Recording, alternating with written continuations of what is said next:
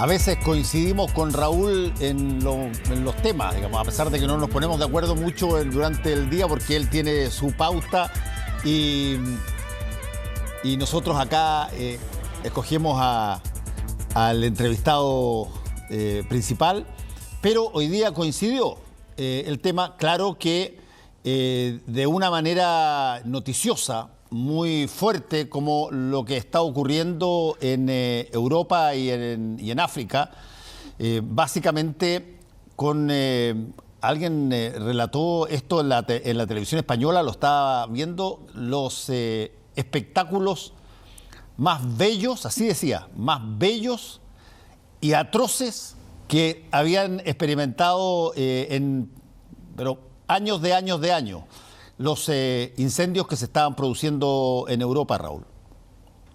Sí, Fernando, coincidimos, pero no completamente, porque esto es un ángulo específico y es la tremenda onda de calor que está viviendo el conjunto del Mediterráneo, el sur de Europa y el norte de África, y eso se ha traducido en incendios. El más trágico, por lo menos en pérdida de vida, el que se ha registrado en Argelia, donde se estima que 68 personas ya murieron, muchos de ellos soldados que fueron llevados a trabajar en apagar estos incendios, probablemente con falta de experiencia, no supieron o se vieron atrapados por las llamas, y una treintena de ellos falleció junto con otras personas civiles de la región. Y también en Grecia hemos estado viendo estas imágenes realmente pavorosas de incendios en distintas islas y en el sur de Grecia y también en Turquía. Es decir, ha sido un verano devastador y todavía esto no termina. Agosto suele ser el mes más cálido en buena parte de Europa, de manera que todavía esto puede continuar durante algún tiempo, y se da esta trilogía fatal, que es la sequedad, la falta de humedad en el aire, los vientos y las temperaturas. Y hoy día se batió el récord de temperatura en Europa.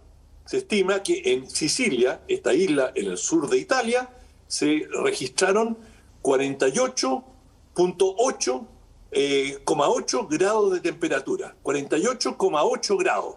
Y esto hasta ahora aparece como el récord más alto de temperatura. Se había registrado una de alrededor de 47 en Grecia. Pero esto, si se confirma, es la temperatura más alta que se ha vivido en Europa y explica lo que se está viviendo.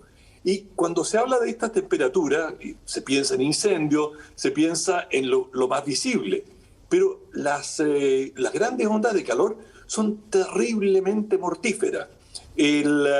A mí me tocó vivir una en Europa, estaba en ese momento en Francia, el año 2003.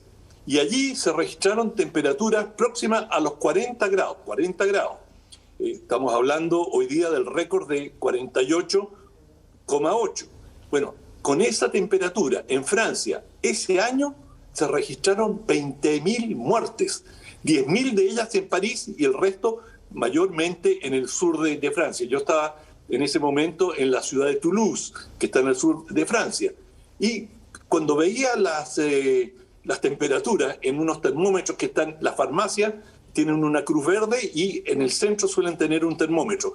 Y veía las temperaturas y estaban 38, 39, y decía, debe estar malo el termómetro, porque la sensación térmica no te hacía sentir ese calor. Pero después resultó que efectivamente esa era la temperatura y que tuvo efectos devastadores, sobre todo en gente de la tercera edad, que transpira menos, tiene menos sensación térmica y no consumen suficiente agua, y es una muerte no dolorosa, es una muerte lenta, digamos una muerte subrepticia, por así decirlo, en la cual no te das cuenta cómo te estás deteriorando, y cuando te quieres hidratar ya es demasiado tarde. Imagínate 20.000 muertes. Después, en el año 2010, también hubo una onda de calor enorme en Moscú. Es decir, que todos asociamos Moscú con el hielo, el frío. Bueno, y allí también hubo miles de muertos a causa del calor. De manera que las ondas de calor son muy peligrosas y requieren de una atención especial de los servicios médicos y que la propia población tome medidas. Uno, como te decía al comienzo, tiende a preocuparse de las llamas, pero las llamas son quizás el efecto menos mortífero. Relativamente poca gente muere en los incendios. Los incendios en general no se desplazan con tanta velocidad, salvo en puntos muy específicos, pero a la sequía es muy difícil escaparle. De manera que lo que estamos viviendo en estos momentos en el Mediterráneo, en Europa, en Asia Menor y en el norte de África, yo creo que es una campanada de alerta muy importante. Porque como conversaban en la entrevista anterior, bueno, uno se va acostumbrando a estas cosas y sí, bueno, siempre ha habido calor, siempre han habido olas, pero eso es normal. Lo que no es normal es que cada año se vayan acrecentando y, como lo hemos comentado en otras oportunidades, cada año es más caluroso que el anterior. Y esto es una constante que se ha mantenido por lo menos por década y media. Es decir, cada año bate el récord en relación al anterior. Oye, Raúl, me quedó dando vuelta la forma como opera el calor para terminar matando a una persona. Tú dijiste dos cosas que son bien interesantes, pero que alguien podría decir que parecen un contrasentido. Por ejemplo, que las personas no necesariamente se dan cuenta de que ese tremendo calor los está afectando al punto de básicamente deshidratarlos por dentro. Y que eso pasa mucho más en las personas de tercera edad. Te lo pregunto por tratar de que nos cuidemos nosotros primero también. Efectivamente. No, en parte es porque el cuerpo va perdiendo su líquido con el paso de los años y de alguna manera se requiere importantes cantidades de líquido, pero no sientes esa necesidad.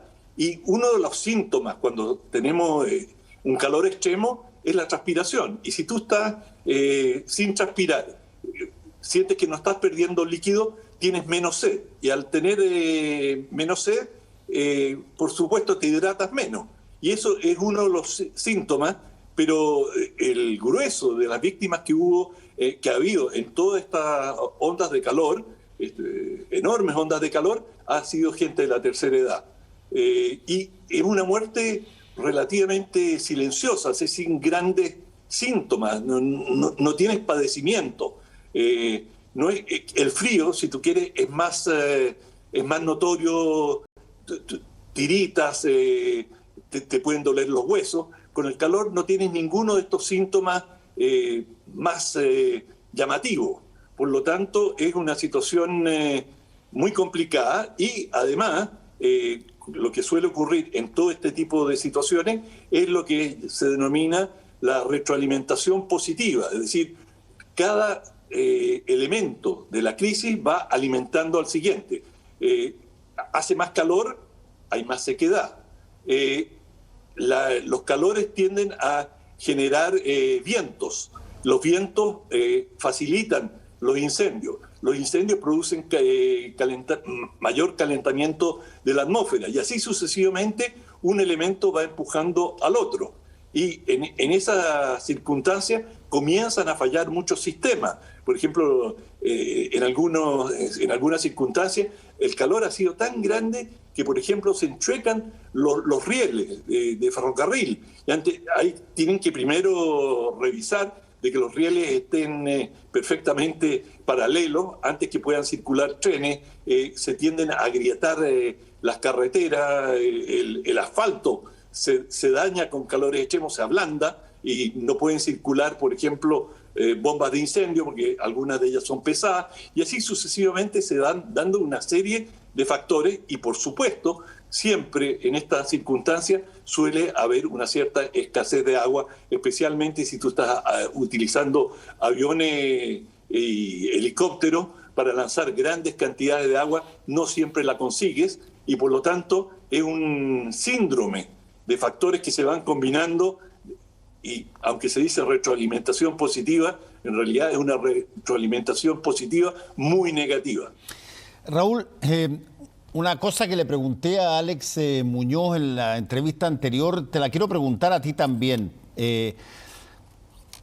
Esto pasa y ha ido creciendo, como tú dices, cada vez la temperatura de cada verano ha sido superior a la del verano anterior y así sucesivamente para atrás por varias décadas. Y se llega a esta situación.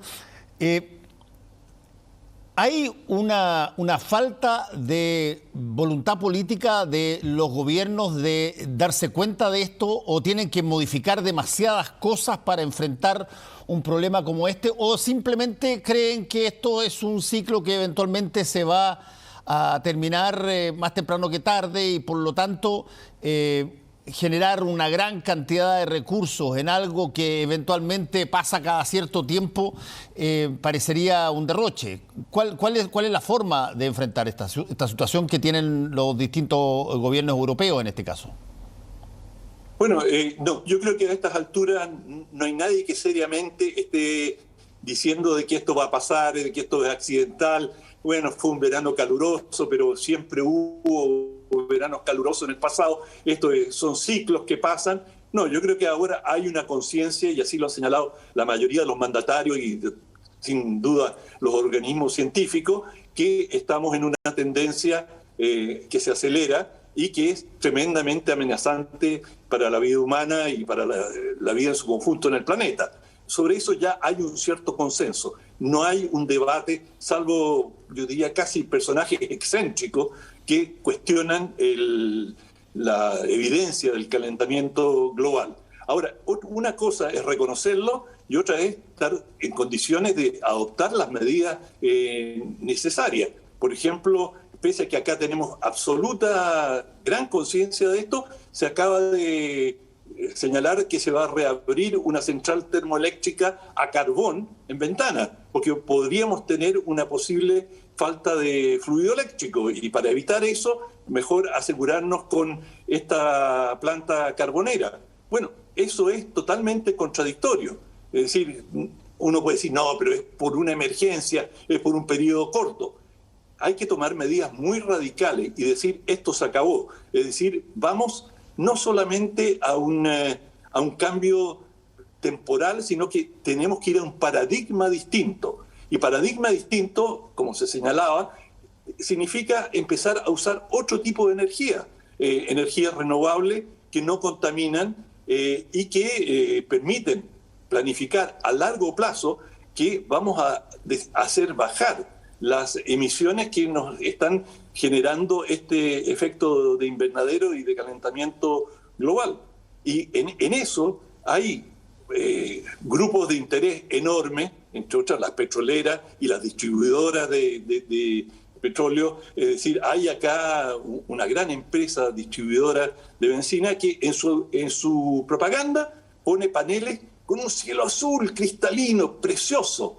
Bueno, es el resultado de las emisiones de la benzina, del combustible que vende esa empresa, tiene un efecto directo sobre el calentamiento global. Y así como ella, qué sé yo, hay una empresa británica muy grande, se llama British Petroleum, y que dijo, nos vamos a cambiar el nombre, no vamos a ser más British Petroleum, nos vamos a llamar Beyond Petroleum, más allá del petróleo. Y cambiaron su logo, que era un escudo, lo cambiaron por un sol amarillo y verde muy atractivo. Y bueno, todo esto en muchos casos es lo que denominamos maquillaje verde. Es decir, algunas empresas que son importantes elementos contaminantes, se tratan de presentar como amigables con el medio ambiente, cuando en realidad son las causantes importantes de las dificultades que estamos viviendo. Y son negocios de una envergadura tan importante